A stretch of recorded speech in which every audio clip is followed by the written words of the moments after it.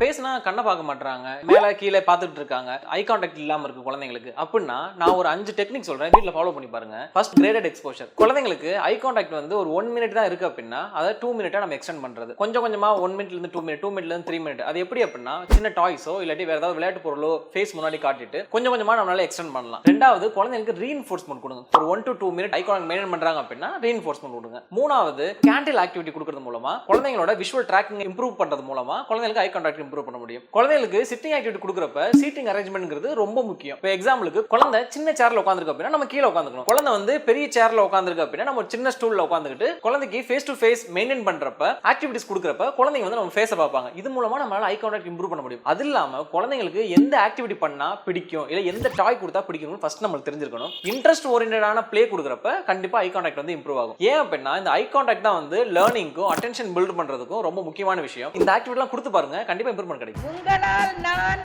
உங்களுக்காகவே நான், எனக்கு எல்லாமே நீங்கள்தான்.